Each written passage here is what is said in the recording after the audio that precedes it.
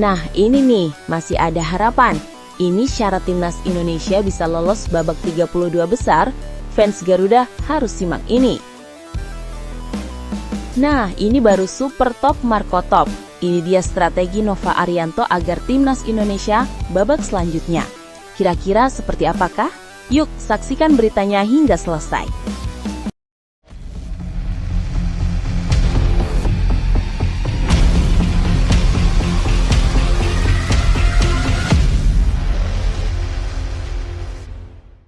Mohon subscribe channel Timnasku Indonesia agar tidak ketinggalan informasi Timnas Indonesia. Masih ada harapan, Timnas Indonesia bisa lolos babak 32 besar. Perjalanan Timnas Indonesia U17 di Piala Dunia U17 2025 Qatar memang tidak semulus yang diharapkan. Dua laga awal di grup H menjadi ujian berat bagi skuad muda Garuda Muda asuhan Nova Arianto. Kekalahan 1-3 dari Zambia dan 0-4 dari Brazil membuat posisi Indonesia berada di ujung tanduk. Namun, di balik dua hasil tersebut, masih ada secercah harapan yang belum padam. Ya, peluang untuk lolos ke babak 32 besar masih terbuka, asal syaratnya terpenuhi dan semangat juang anak-anak Garuda tidak padam di laga terakhir kontra Honduras. Laga perdana melawan Zambia sebenarnya menunjukkan bahwa timnas Indonesia U17 punya potensi besar. Meski kalah, mereka sempat memberikan perlawanan dengan tempo tinggi dan serangan cepat yang beberapa kali membuat Zambia kerepotan. Namun, efektivitas menjadi pembeda. Zambia mampu memanfaatkan peluang kecil menjadi gol, sedangkan Indonesia masih kesulitan dalam penyelesaian akhir. Kekalahan itu menjadi pelajaran penting bagi pelatih Nova Arianto bahwa di level dunia, setiap kesalahan kecil bisa berakibat fatal. Kemudian datang ujian yang jauh lebih berat, menghadapi Brazil. Laga ini ibarat menghadapi gunung yang tinggi bagi Garuda Muda. Tim Samba Muda itu tampil dengan intensitas tinggi dan skill individu yang menawan. Skor 0-4 memang terdengar telak, tetapi di lapangan, Indonesia sesekali menunjukkan nyali dan disiplin bertahan yang patut diapresiasi. Nova Arianto tampak mencoba menjaga moral pemain agar tidak runtuh sepenuhnya. Sebab, dalam turnamen seperti ini, bukan hanya kemampuan teknis yang diuji, tetapi juga mental bertarung. Kini, semua mata tertuju pada laga terakhir melawan Honduras. Pertandingan ini bukan sekedar laga penutup, tetapi pertandingan hidup dan mati bagi Garuda Muda. Syarat pertama agar Indonesia tetap punya peluang adalah wajib menang. Tidak ada pilihan lain. Kemenangan atas Honduras akan memberi Indonesia 3 poin yang bisa menjadi tiket menuju babak 32 besar lewat jalur peringkat 3 terbaik. Namun, kemenangan saja tidak cukup. Skuad Garuda juga harus berharap 3 dari 5 tim, Kolombia, Uganda, Qatar, Costa Rica, dan Kaledonia Utara, tidak meraih kemenangan di laga terakhir mereka. Persaingan di klasemen peringkat 3 terbaik memang sangat ketat. Hanya 8 tim dengan performa terbaik yang akan diizinkan lolos ke babak 32 besar. Karena itu, selisih gol juga menjadi faktor penting.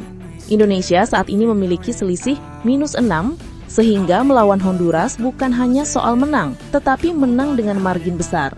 Setiap gol bisa menjadi penentu nasib.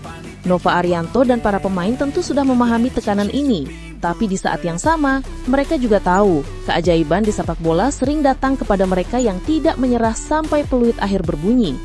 Menariknya, nasib Indonesia juga sedikit bergantung pada hasil dari grup lain, terutama grup G. Di sana, Korea Utara akan melawan Kolombia. Jika Korea Utara berhasil menang dan Jerman mengalahkan El Salvador, maka Kolombia hanya akan mengoleksi 2 poin, lebih rendah dari potensi 3 poin Indonesia. Artinya, Indonesia bisa melangkah lebih jauh dan menyingkirkan Kolombia dari daftar 8 besar peringkat 3 terbaik. Sebuah skenario yang mungkin terlihat rumit, tetapi masih sangat realistis. Nova Arianto sendiri diyakini akan melakukan rotasi pemain dengan cermat, memaksimalkan kecepatan dan kreativitas sektor sayap, sambil memperkuat lini pertahanan agar tidak mudah kebobolan. Dukungan supporter juga menjadi faktor penting. Meskipun bermain jauh dari tanah air, semangat Garuda Nusantara selalu hidup di hati jutaan pendukungnya. Disinilah momen penting bagi kita semua sebagai pecinta sepak bola tanah air. Percaya dan mendukung. Tidak ada yang mustahil di sepak bola. Selama peluit akhir belum berbunyi, harapan itu masih ada. Timnas Indonesia U17 punya kesempatan untuk menorehkan sejarah baru, sekaligus membuktikan bahwa semangat juang dan kebanggaan mengenakan lambang Garuda tidak pernah sia-sia. Bagaimana menurut kamu?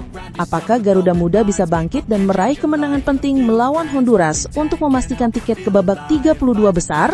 Tulis pendapatmu di kolom komentar, karena dukunganmu bisa jadi semangat tambahan bagi mereka yang berjuang membawa nama Indonesia di panggung dunia.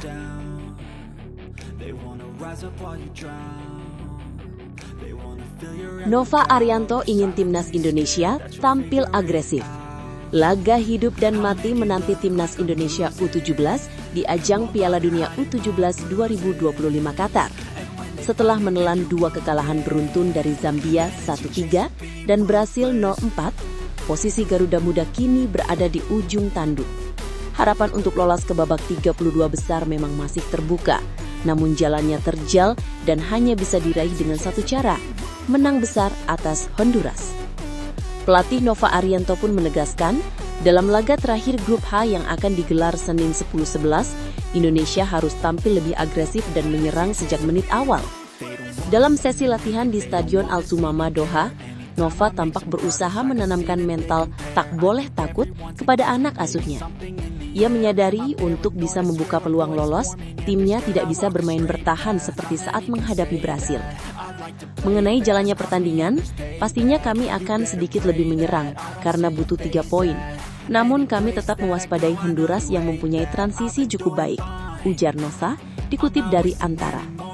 Kalimat itu menjadi sinyal bahwa pelatih 44 tahun itu ingin mengubah wajah permainan Indonesia dari defensif ke ofensif.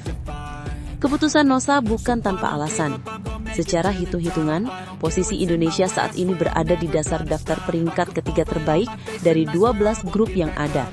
Untuk bisa naik dan bersaing di 8 besar klasemen peringkat ketiga, Garuda Muda harus meraih kemenangan telak agar memperbaiki selisih gol yang saat ini masih terperosok di angka -6. Artinya, bermain aman bukan pilihan. Indonesia harus tampil menyerang, menekan dan menciptakan sebanyak mungkin peluang. Tantangan besar menanti. Honduras bukan lawan yang bisa diremehkan. Mereka memiliki kecepatan dan kemampuan transisi menyerang yang sangat berbahaya. Satu kesalahan kecil bisa menjadi bumerang. Namun Nova memahami bahwa resiko adalah bagian dari strategi besar. Kami tahu, secara peluang memang masih terbuka, walaupun hanya 60% atau 40%. Tapi saya bilang ke pemain, mereka harus memaksimalkan setiap kesempatan, tegasnya. Nova juga menekankan pentingnya fokus dan determinasi tinggi di setiap menit pertandingan. Dalam 2 laga sebelumnya, Indonesia kerap kesulitan keluar dari tekanan lawan. Umpan vertikal sering terputus dan pressing lawan membuat lini tengah kehilangan ritme. Oleh karena itu, Nova diyakini akan melakukan beberapa perubahan taktik. Salah satunya adalah menurunkan pemain dengan kecepatan tinggi di sektor sayap untuk memaksimalkan serangan balik cepat dan menciptakan ruang di belakang garis pertahanan Honduras. Tujuan akhirnya jelas, gol secepat mungkin untuk menghidupkan kepercayaan diri tim. Jika mampu menang atas Honduras, Indonesia akan mengantongi 3 poin dan berpotensi menggeser Kolombia dari posisi ketiga grup G yang kini baru mengoleksi 2 poin. Kolombia sendiri masih harus menghadapi pemuncak klasemen Korea Utara yang sejauh ini tampil solid. Jika skenario itu berjalan sesuai harapan, Korea Utara menang dan Indonesia menang besar, maka peluang Garuda Muda menembus babak 32 besar bukanlah mimpi belaka. Namun semua perhitungan di atas hanya akan berarti jika semangat juang Garuda Muda benar-benar berkobar.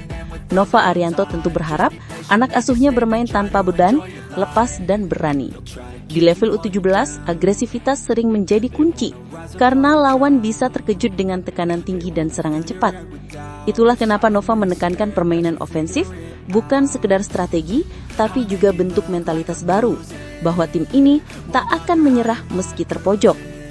Pertandingan melawan Honduras akan berlangsung di lapangan 2 Aspire Academy Doha pukul 17.45 menit waktu setempat atau 21.45 menit waktu Indonesia Barat. Laga ini akan menjadi penentu masa depan timnas Indonesia U17 di turnamen dunia. Kemenangan besar bukan hanya soal angka di papan skor, tetapi juga simbol dari kebangkitan generasi muda sepak bola Indonesia. Kini, semua mata tertuju pada Nova dan pasukannya. Apakah strategi agresif ini akan menjadi kunci keberhasilan? Apakah Garuda Muda bisa menunjukkan taringnya dan menyalakan kembali asa bangsa? Bagaimana menurut kamu? Apakah langkah Nova Arianto untuk bermain agresif adalah pilihan tepat di laga penentuan ini? Tulis pendapatmu di kolom komentar dan beri dukunganmu untuk Garuda Muda agar terus terbang tinggi di langit kata.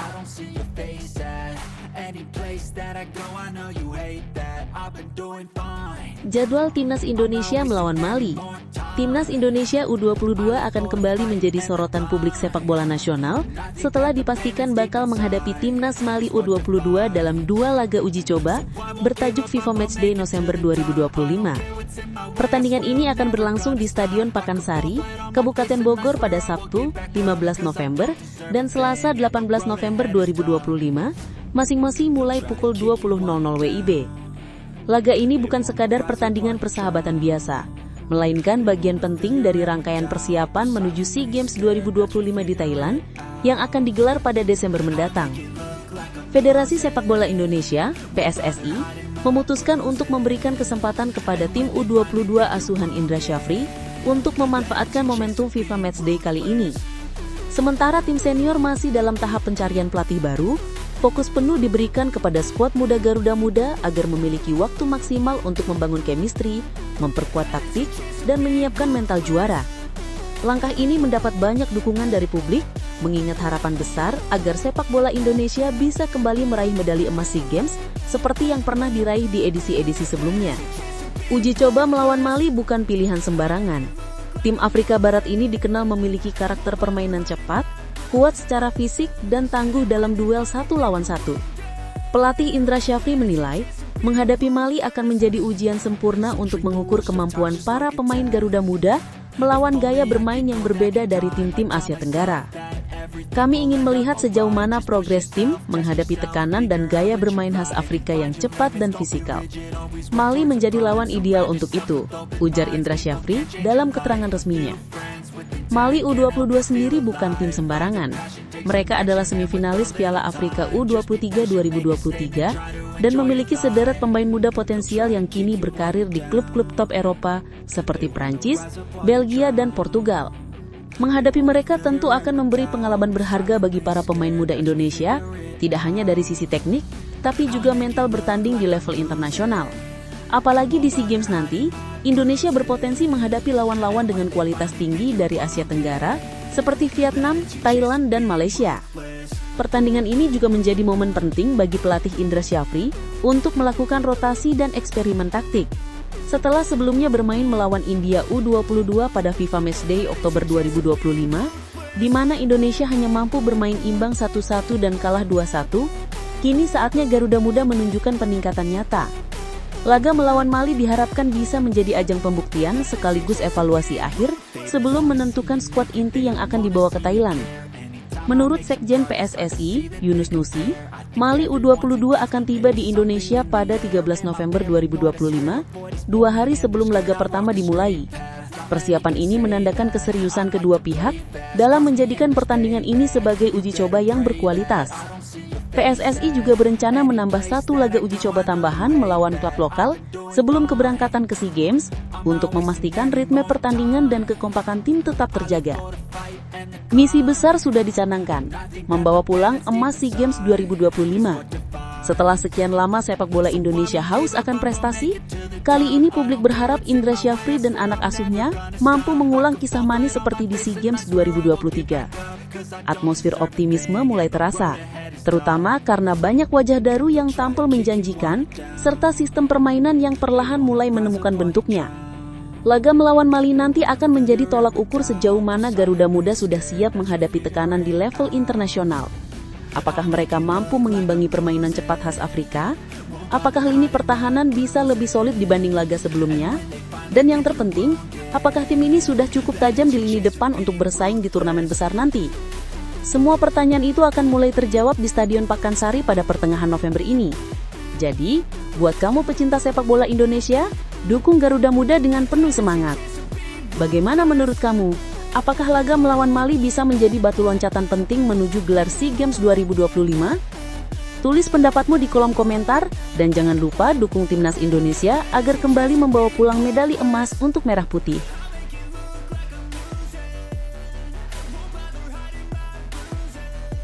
PSSI rela peringkat Timnas Indonesia turun di bulan November. Berita tentang keputusan PSSI yang tampaknya rela Timnas Indonesia tidak memainkan laga FIFA Matchday di bulan November ini sontak menuai banyak perhatian publik. Pasalnya, keputusan itu bisa membuat peringkat FIFA Timnas Indonesia kembali turun, bahkan semakin menjauh dari target masuk ke 100 besar dunia yang selama ini menjadi ambisi besar sepak bola nasional. Setelah kekalahan dari Arab Saudi dan Irak dalam babak kualifikasi Piala Dunia 2026, posisi Indonesia merosot 3 tingkat ke peringkat 122 dunia dengan total poin 1144,73. Dalam situasi seperti ini, bukankah seharusnya FIFA Matchday menjadi momen penting untuk memperbaiki peringkat, memperkuat tim, sekaligus menjaga semangat publik terhadap skuad Garuda? Yang menjadi alasan utama PSSI tampaknya sederhana. Timnas senior belum memiliki pelatih kepala permanen. Setelah pelatih sebelumnya hengkang, federasi belum menemukan sosok pengganti yang dianggap tepat. Namun alasan ini sebenarnya bisa disiasati. Sejumlah pengamat sepak bola menilai bahwa PSSI seharusnya tidak perlu menunggu pelatih baru untuk bisa memainkan laga uji coba internasional. Salah satunya datang dari Roni Pangemanan, yang menyarankan agar PSSI menunjuk pelatih interim dari internal organisasi, misalnya Jordi Cruijff, penasihat strategis asal Belanda, atau direktur teknik Alexander Swiers. Dengan begitu, timnas tetap bisa tampil dan tidak kehilangan momentum berharga di kalender FIFA. Memainkan pertandingan di FIFA Matchday bukan sekadar urusan menang atau kalah, tetapi juga strategi menjaga peringkat. Setiap pertandingan resmi dalam kalender FIFA akan menghasilkan poin yang menentukan posisi negara di ranking dunia. Itulah sebabnya banyak negara tetap memainkan laga uji coba meskipun dalam kondisi tidak ideal atau tanpa pelatih tetap. Bahkan negara-negara di level ASEAN seperti Thailand, Vietnam, dan Malaysia yang kini berada di atas Indonesia dalam ranking FIFA selalu berusaha mengisi jendela pertandingan internasional mereka dengan lawan yang strategis. Mereka memahami pentingnya kontinuitas dan konsistensi dalam menjaga performa dan peringkat tim nasionalnya. Kalaupun PSSI belum siap menurunkan timnas senior, mengapa tidak memberikan kesempatan kepada timnas Indonesia U23 untuk tampil di FIFA Matchday November ini? Toh, skuad muda tersebut tengah mempersiapkan diri menuju SEA Games 2025 di Filipina dan bahkan memiliki kualitas yang tidak bisa diremehkan. Kita masih ingat bagaimana timnas U23 berhasil menembus semifinal Piala Asia U23. Sebuah pencapaian yang membuktikan bahwa generasi muda Indonesia punya potensi besar dan mental kompetitif di level Asia. Jika mereka diberi kesempatan tampil di ajang resmi FIFA, pengalaman dan kepercayaan diri mereka akan semakin terasah. Selain itu, memainkan timnas Indonesia U23 di ajang FIFA Matchday juga membawa keuntungan ganda. Pertama, peringkat FIFA tetap terjaga karena pertandingan tetap tercatat secara resmi di sistem poin FIFA. Kedua, pemain muda mendapatkan jam terbang internasional, sesuatu yang sangat berharga untuk pembangunan jangka panjang sepak bola Indonesia. Bukankah PSSI sering berbicara soal pembinaan usia muda? Nah, inilah momen nyata untuk membuktikan komitmen itu. Apalagi publik sepak bola nasional tentu akan tetap mendukung apapun hasilnya selama tim berjuang dengan semangat Garuda di dada. Sungguh disayangkan jika kesempatan berharga di jendela FIFA bulan November ini dilewatkan begitu saja. Setiap kali Indonesia absen bermain di FIFA Matchday, negara lain justru memanfaatkannya untuk menambah poin dan memperbaiki posisi mereka. Akibatnya peringkat Indonesia akan terus stagnan bahkan bisa turun lebih jauh, sementara tetangga-tetangga di Asia Tenggara semakin menjauh di klasemen. Padahal dengan semangat dan kualitas pemain muda yang tengah meningkat, Indonesia seharusnya bisa menunjukkan konsistensi, bukan justru mundur karena alasan administratif. Pada akhirnya, keputusan ada di tangan PSSI. Apakah mereka akan memilih diam dan rela peringkat Indonesia turun lagi? Atau justru bertindak cepat menggelar laga uji coba, meskipun hanya dengan skuad U23 dan pelatih interim? Publik tentu berharap federasi tidak hanya berpikir jangka pendek, tetapi juga mempertimbangkan dampak jangka panjang terhadap perkembangan sepak bola nasional. Kalau menurut kamu sendiri, apakah PSSI sebaiknya tetap menggelar FIFA Matchday meskipun yang bermain adalah timnas U23, atau lebih baik menunggu sampai pelatih baru datang? Tulis pendapatmu di kolom komentar, karena suara kamu bisa jadi dorongan agar sepak bola Indonesia tidak terus tertinggal di kancah dunia.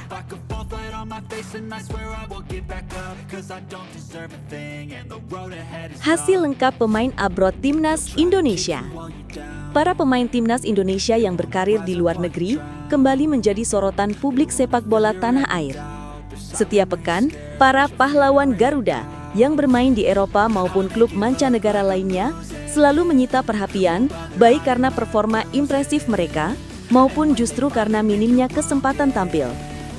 Pekan ini, sorotan utama datang dari Kevin Dix, pemain serbabisa yang kini memperkuat Borussia Mönchengladbach di Bundesliga Jerman.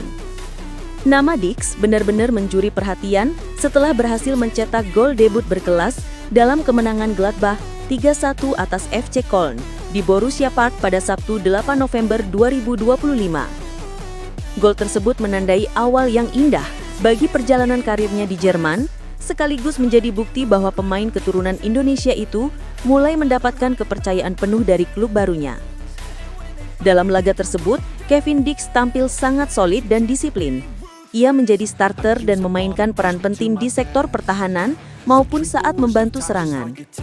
Gol yang dicetaknya melalui titik penalti pada menit ke-61 memperlihatkan ketenangan serta kualitas tekniknya yang matang. Menurut data dari SofaScore, Dix memperoleh rating 7,9, salah satu yang tertinggi dalam pertandingan tersebut. Tak hanya karena golnya, tetapi juga karena kontribusinya di lini belakang, mencatat 12 kali sapuan, 7 recovery, 2 blok tendangan, serta 1 intercept. Ia juga memenangkan sebagian besar duel darat, yaitu 4 dari 5, menunjukkan ketangguhan fisik dan konsistensinya. Penampilan ini membuat publik Indonesia bangga, sekaligus menambah optimisme bahwa Dix bisa menjadi salah satu tulang punggung penting timnas Indonesia ke depan. Sayangnya, di sisi lain, penampilan cemerlang Kevin Dix tidak diikuti oleh sebagian besar pemain Indonesia lainnya yang juga berkarir di luar negeri. Beberapa nama bahkan tidak mendapatkan menit bermain sama sekali, menimbulkan kekhawatiran akan stagnasi perkembangan mereka. Salah satu contohnya adalah Marcelino Ferdinand, gelandang muda berbakat yang memperkuat AS Trencin di Liga Slovakia. Dalam laga terakhir melawan Košice, Trencin memang meraih kemenangan 2-0, tetapi Marcelino sama sekali tidak diturunkan. Absennya sang playmaker ini cukup disayangkan, mengingat ia dikenal sebagai pemain kreatif yang bisa mengubah arah permainan dalam sekejap. Banyak penggemar berharap Trencin bisa memberi lebih banyak kesempatan kepada Marcelino agar kemampuannya terus berkembang dan tidak tumpul karena jarang bermain. Nasib serupa juga dialami oleh Ole Romeni, pemain keturunan Indonesia yang kini memperkuat Oxford United di Championship, kasta kedua Liga Inggris. Dalam laga melawan West Bromwich Albion yang berakhir dengan kekalahan 1-2, Romeni hanya duduk di bangku cadangan tanpa mendapat menit bermain. Padahal, kehadirannya di klub Inggris itu sempat disambut dengan harapan besar bahwa ia bisa menjadi pemain Indonesia pertama yang benar-benar bersinar di kompetisi keras Inggris. Namun hingga kini, kesempatan itu belum datang dan publik pun mulai bertanya-tanya apakah Oxford benar-benar melihat potensinya. Sementara itu dari Belanda, Mauro Zijlstra juga kembali tak terlihat dalam skuad FC Volendam saat klubnya menang 2-1 melawan NAC Breda. Situasi ini semakin mempertegas bahwa sebagian pemain diaspora Indonesia masih berjuang keras untuk menembus skuad utama klub mereka. Namun di tengah kabar kurang menggembirakan tersebut, ada sedikit angin segar datang dari Justin Hubner. Bek tengah muda timnas Indonesia yang memperkuat Fortuna Sittard akhirnya kembali mendapatkan menit bermain meski hanya sebagai pemain pengganti. Ia masuk pada menit ke-77 menggantikan Philip Britin dalam laga melawan Heerenveen yang berakhir dengan kemenangan 2-0 untuk Sittard. Dalam waktu singkat itu, Hubner mencatat 1 intercept, 1 blok tembakan lawan, serta memenangkan 1 duel udara. Meskipun hanya mendapat rating 6,7, kehadirannya di lapangan tetap memberikan bukti bahwa ia masih dipercaya oleh timnya dan siap bersaing untuk tempat utama. Melihat situasi ini, performa para pemain Indonesia di luar negeri memang sedang berada di fase yang beragam. Di satu sisi, Kevin Dix menunjukkan performa luar biasa yang membanggakan bangsa. Namun di sisi lain, beberapa nama seperti Marcelino Ferdinand, Ole Romeni, dan Mauro Zelstra justru menghadapi tantangan besar untuk mendapatkan menit bermain. Hal ini menunjukkan bahwa perjuangan pemain Indonesia di luar negeri tidak mudah, dibutuhkan ketekunan, disiplin dan kerja keras yang lebih untuk bisa bersaing di level Eropa. Bagaimanapun juga, publik sepak bola Indonesia tentu berharap agar para pemain abroad ini bisa terus berkembang dan membawa pengaruh positif bagi timnas Garuda ke depan. Kalau menurut kamu sendiri, dari semua pemain abroad Indonesia saat ini, siapa yang paling layak menjadi andalan timnas ke depan? Apakah Kevin Dix bisa jadi pemimpin baru di lini belakang Garuda, atau justru Marcelino yang akan kembali bersinar jika diberi tambahan waktu bermain? Tulis pendapatmu di kolom komentar, karena dukungan dan pandangan kamu bisa jadi semangat tambahan bagi mereka yang berjuang membawa nama Indonesia di panggung dunia.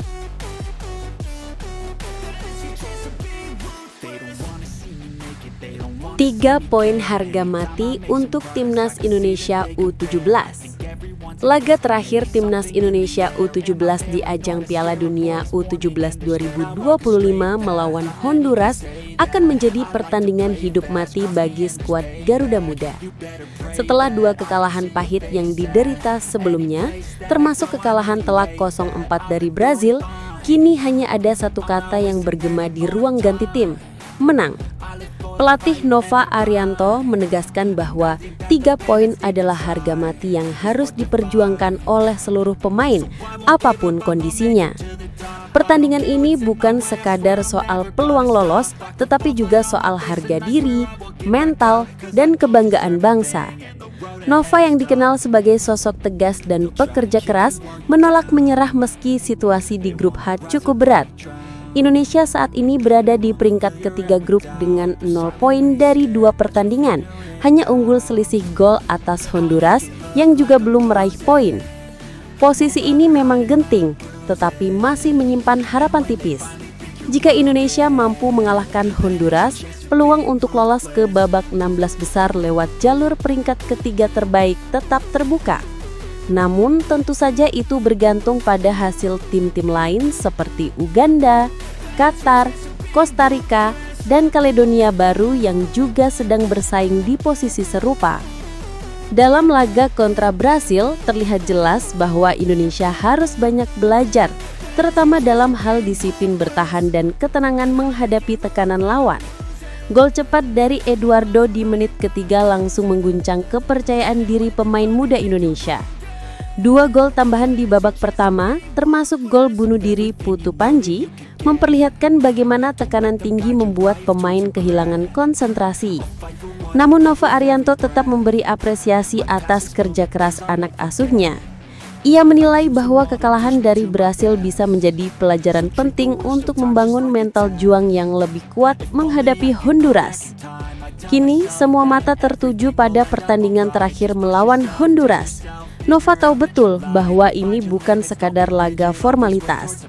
Ia menegaskan kepada para pemainnya bahwa kemenangan harus diraih bukan semata-mata demi lolos ke fase berikutnya, tetapi untuk menunjukkan kepada dunia bahwa Garuda Muda tidak menyerah. Saya sudah sampaikan kepada pemain, apapun yang terjadi, pertandingan melawan Honduras harus kita perjuangkan. Menang atau tidak lolos bukan persoalan utama. Yang penting kita bisa menutup turnamen ini dengan kepala tegak, tegas Nova dalam wawancara usai laga melawan Brazil, seperti dikutip dari Antara. Melawan Honduras bukan perkara mudah, meski tim asal Amerika Tengah itu juga belum meraih kemenangan dan bahkan kebobolan 10 gol dalam 2 laga, Nova tetap meminta pasukannya tidak meremehkan lawan. Honduras dikenal punya gaya bermain agresif dan cepat, dengan fisik kuat yang bisa mengancam pertahanan lawan kapan saja. Nova menekankan pentingnya konsentrasi penuh dan koordinasi antar lini. Kami tidak boleh melihat mereka hanya dari hasil. Honduras kalah dari Uganda, tetapi permainan mereka tetap berbahaya. Saya mau pemain lebih siap dan fokus sejak menit pertama, ujarnya dengan tegas. Bagi publik sepak bola Indonesia, pertandingan ini juga menjadi momen penting untuk mengukur sejauh mana perkembangan sepak bola usia muda di tanah air. Setelah kegemilangan timnas U23 di Piala Asia U23, kini giliran generasi U17 yang diharapkan bisa menunjukkan semangat yang sama, berani, berjuang, dan pantang menyerah. Meski hasil 2 laga awal mengecewakan, banyak pihak percaya bahwa potensi para pemain muda ini sangat besar. Dengan pengalaman berharga di panggung dunia, mereka bisa tumbuh menjadi tulang punggung timnas senior di masa depan. Dukungan publik tentu menjadi energi tambahan bagi skuad Garuda Muda. Ribuan penonton di stadion dan jutaan pendukung di rumah akan menaruh harapan besar pada laga melawan Honduras. Mereka ingin melihat permainan penuh semangat, bukan hanya sekadar bertahan, tetapi juga menyerang dengan percaya diri. Inilah saatnya Goli dan kawan-kawan menunjukkan karakter sejati pemain Indonesia, bermantal baja meski dalam tekanan. Laga melawan Honduras bukan sekadar pertandingan terakhir di fase grup, melainkan kesempatan untuk menulis kisah baru dalam perjalanan timnas muda Indonesia. 3 poin yang diidam-idamkan bukan hanya untuk klasemen, tetapi untuk kebanggaan bangsa. Karena di sepak bola, hasil bisa berubah, tetapi semangat pantang menyerah akan selalu dikenang. Kalau menurut kamu, apakah Garuda Muda bisa menutup turnamen ini dengan kemenangan atas Honduras? Apakah semangat juang dan kebanggaan sebagai wakil bangsa cukup untuk membawa 3 poin pulang? Tulis pendapatmu di kolom komentar, karena dukungan kamu bisa jadi bahan bakar semangat bagi Timnas Indonesia U17 untuk tetap terbang tinggi.